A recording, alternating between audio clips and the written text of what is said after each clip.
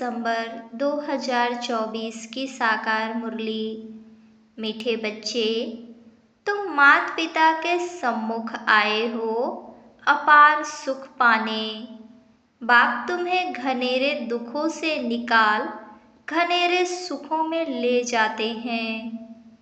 प्रश्न, एक बाप ही रिजर्व में रहते पुनर्जन्म नहीं लेते हैं, क्यों? उत्तर, क्योंकि कोई तो तुम्हें तमो प्रधान से सतो प्रधान बनाने वाला चाहिए। अगर बाप भी पुनर्जन्म में आए तो तुमको काले से गोरा कौन बनाए? इसलिए बाप रिजर्व में रहता है। प्रश्न, देवताएं सदा सुखी क्यों हैं?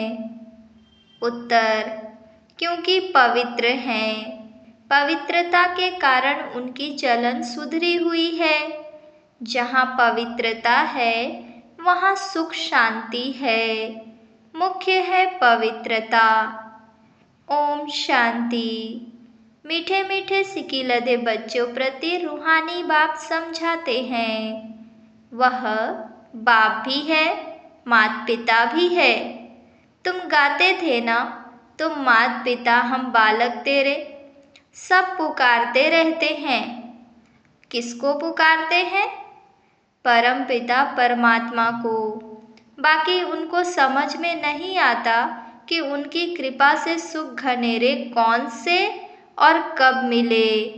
सुख घनेरे किसको कहा जाता है वह भी नहीं समझते।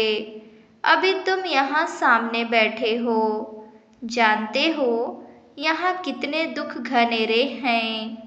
यह है दुख धाम, वह है सुख धाम। किसकी बुद्धि में नहीं आता है कि हम 21 जन्म स्वर्ग में बहुत सुखी रहते हैं। तुमको भी पहले यह अनुभव नहीं था।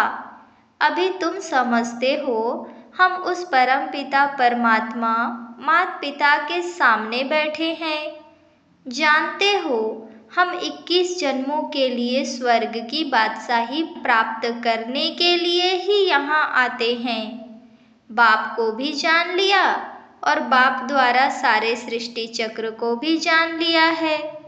हम पहले घनेरे सुख में थे, फिर दुख में आए। यह भी नंबरवार हर एक की बुद्धि में रहता है।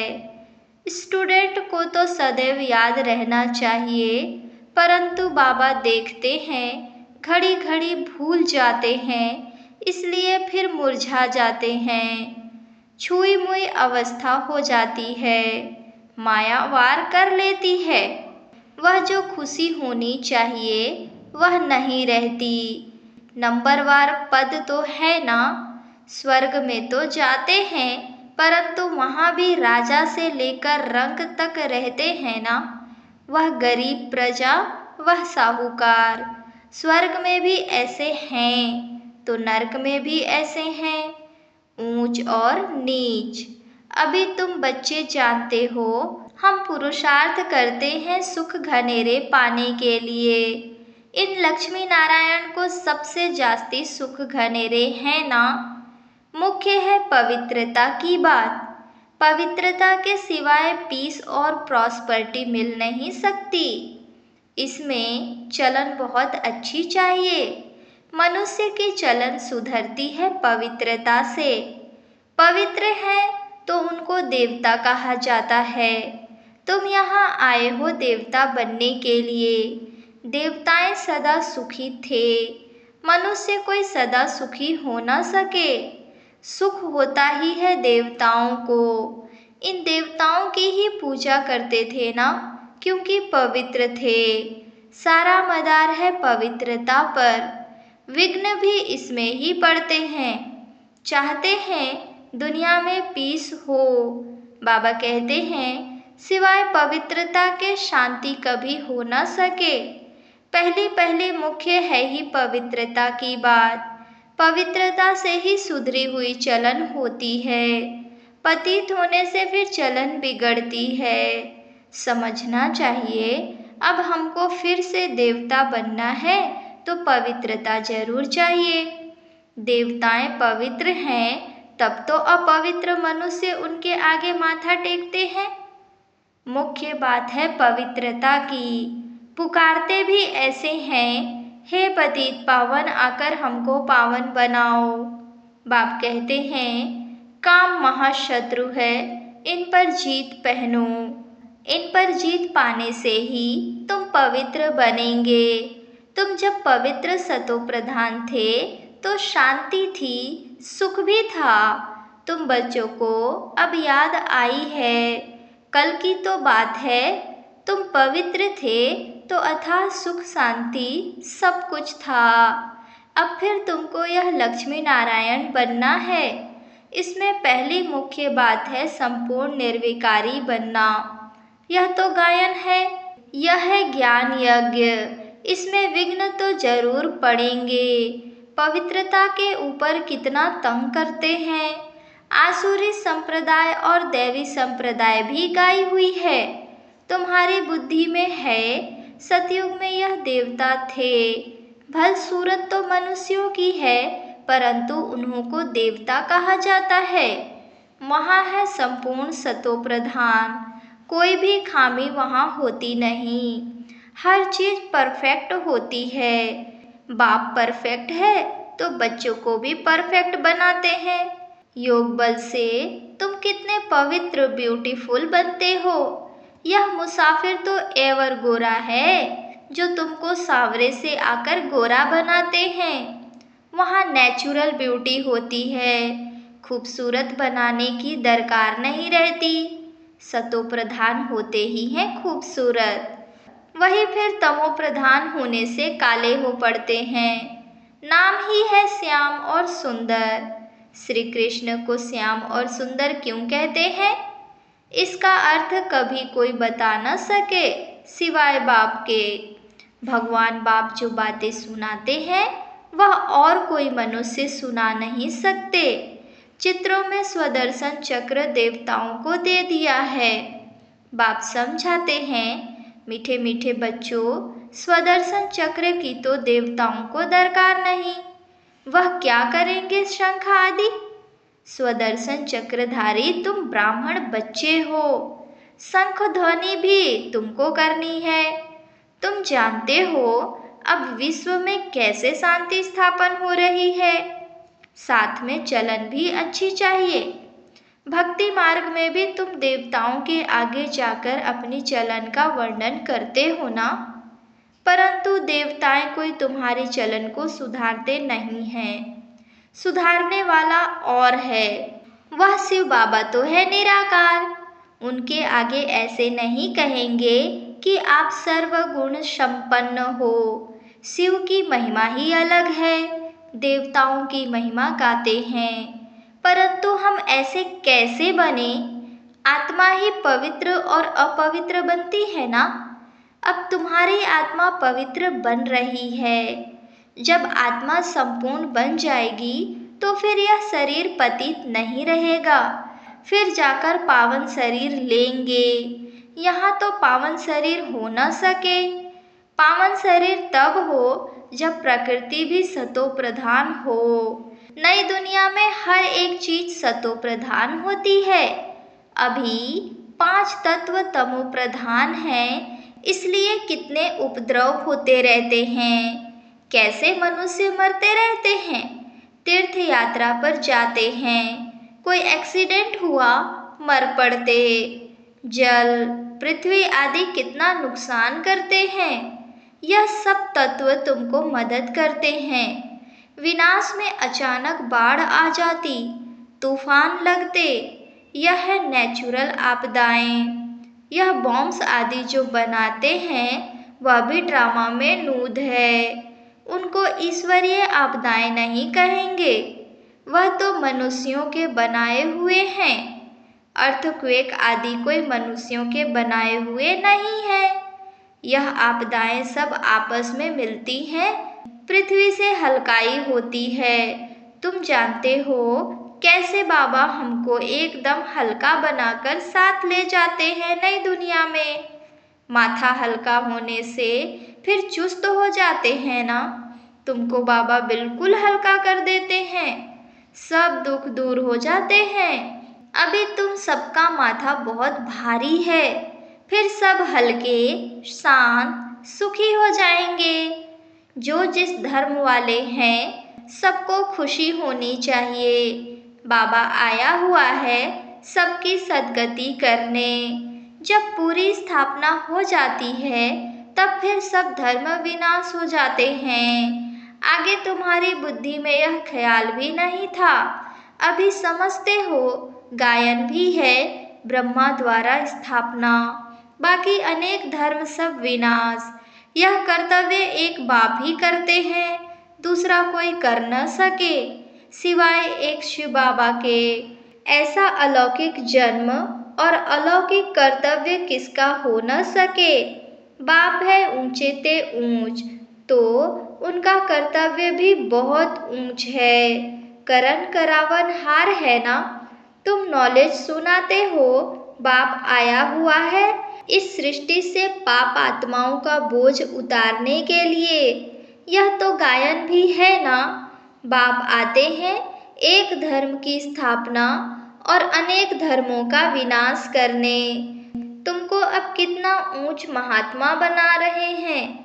महात्मा देवता बिगर कोई होता नहीं। यहाँ तो अनेकों को महात्मा कहते रहते हैं, परंतु महात्मा कहा जाता है महान आत्मा को। राम राज्य कहा ही जाता है स्वर्ग को। वहाँ रावण राज्य ही नहीं तो विकार का सवाल भी नहीं उठ सकता, इसलिए उसको कहा जाता है संपूर्ण निर्विकारी। जितना संपूर्ण बनेंगे उतना बहुत समय सुख पाएंगे। अपूर्ण तो इतना सुख पा न सके। स्कूल में भी कोई संपूर्ण कोई अपूर्ण होते हैं, फर्क दिखाई पड़ता है। डॉक्टर माना डॉक्टर, परंतु कोई की पगार बहुत कम, कोई की बहुत जास्ती। वैसे ही देवताएं तो देवताएं होते हैं, परंतु मर्तबे का फर्क कितना पड़ जाता है।